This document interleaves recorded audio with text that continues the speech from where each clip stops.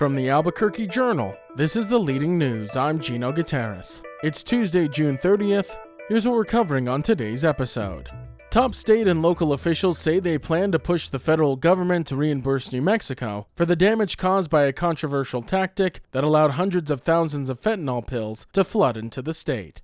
With more on this development, I'm now joined by the Journal's Capitol Bureau Chief Dan Boyd, who's been following this story. Dan, thank you as always for joining me. You bet. Thanks for having me. So Dan, before we jump into the story that ran in today's journal, I want to do a little bit of backtracking a little bit for our listeners who may not know all about this story. Over a week ago, our colleague, Colleen Hield, the journal's investigative reporter, filed a report about a whistleblower's allegations that raised some serious questions about federal drug enforcement in New Mexico. In Colleen's story, a veteran DEA agent claimed that hundreds of thousands of fentanyl pills were allowed to reach communities during investigations, and that story really had a ripple effect throughout New Mexico with city, state, and even federal officials really raising concerns about if this tactic was true. And the governor held a press conference today to kind of talk a little bit more about that. You were there. What did you learn? Yeah, I attended the press conference this morning in Albuquerque. Governor Lujan Grisham was there, along with House Speaker Javier Martinez, the mayor of Albuquerque, Tim Keller, the Espanola mayor, a number of other officials. And I think the word that comes to mind is just frustration and outrage. This feeling that New Mexico has been investing a lot of money in mental health and drug treatment programs, really trying to tackle this scourge of fentanyl. And according to them, then feeling really like getting the carpet pulled out from underneath them by the federal government, the DEA allegedly, allowing these drug transactions to happen while they're being surveilled in hopes of kind of prosecuting the big fish, so to speak. And, the governor was very,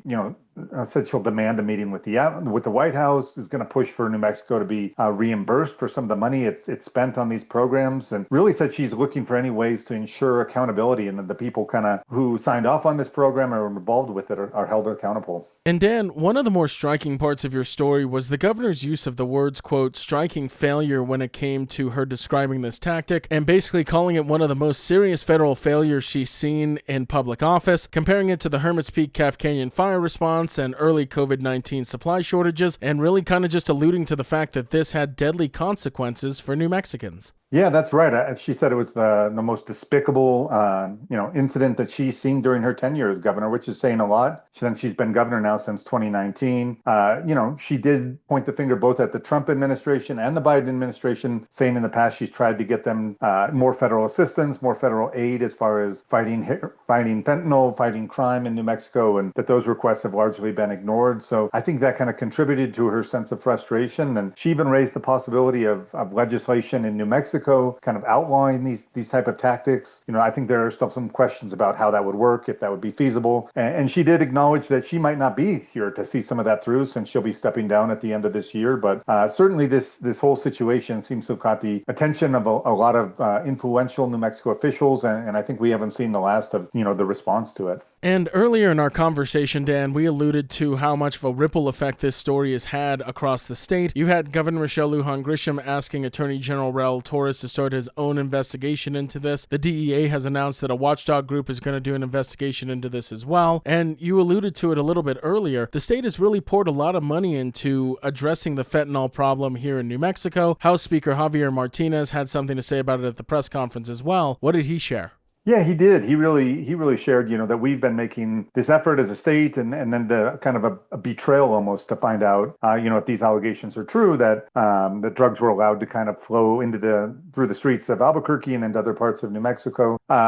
State Health Secretary Gina de Blasi also spoke at the press conference today, and she pointed out that New Mexico had the largest increase of any state in drug overdose deaths last year. And so far this year, she said the state is on track to even surpass that level. And I think really raised the question whether this approach by the DEA has contributed to those drug overdose deaths, and just that sense of frustration that, not only the price tag of how much New Mexico has spent on these programs, but also the deaths, the human toll that this has caused. And, for a lot of people who've dealt with losing loved ones due to fentanyl, and just the anger, that's causing. And so I think that's really fueling a lot of this response that we talked about earlier. And Dan, the timing of this is very interesting because when you look back at the past year, we had 2 National Guard deployments in New Mexico, one in Albuquerque and one in Espanola, and drug response was part of those operations. You also had Operation Route 66 along Central to help clean it up a little bit and help address a little bit of the substance use problems there as well. So this is all really coming at a time where we've seen the state take these actions to try to help address these issues. And as you mentioned now, it's kind of like these officials are getting the rug pulled out from under them.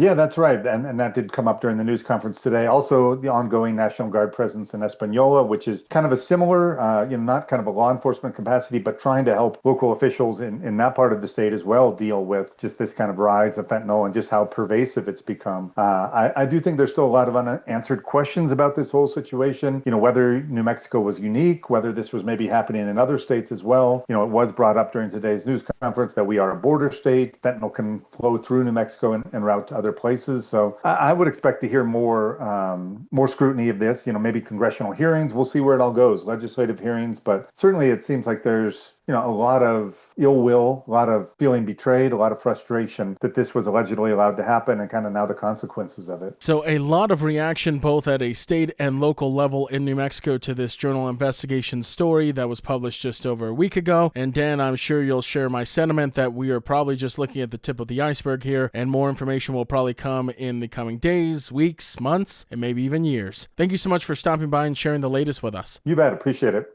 A judge has ordered Kimberly Skaggs, a businesswoman and former New Mexico Republican Party officer, to remain in jail while awaiting trial in a fatal hit-and-run case. Judge Conran Perea ruled the estimated speed of her SUV when she struck the bicyclist Andrew Brown showed she posed a danger to the community and that no release conditions could protect public safety. Brown, who was 40, died at the scene after suffering catastrophic injuries. Prosecutors say Skaggs left the crash scene after briefly getting out of her vehicle. She now faces felony charges of leaving the scene of a fatal crash and tampering with evidence.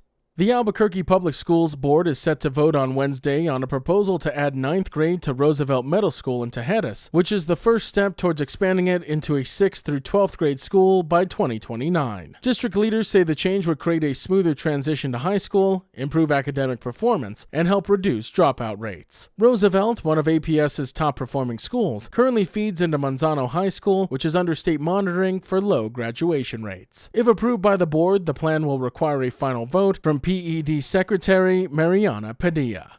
And New Mexico's volunteer search and rescue teams say they're being called out less often, even as the number of missing person and wilderness emergencies rise. State data shows volunteers responded to just 40% of search and rescue incidences so far this year, which is down from 76% in 2023. Team leaders say delays by local law enforcement can reduce the chances of successful rescues and leave highly trained volunteers underused. Some officials argue that improved GPS technology has reduced the number of people who have become lost, but search leaders say their specialized skills still remain critical for complex rescues. The Leading News is powered by the journalism of the Albuquerque Journal. If you enjoy hearing all of the stories we share with you here daily, please consider becoming a digital subscriber to the Journal by utilizing the discount code in our show notes. Every subscription helps support local journalism and allows us to provide you with the news that matters to you. Now taking a look at Albuquerque's weather forecast, a slight chance of sprinkles is possible today after 12 p.m., sunny with a high near 95. As for this evening, partly cloudy skies are expected with a low around 64. To keep up with all the latest news from the Albuquerque Journal, you can visit our website at abqjournal.com.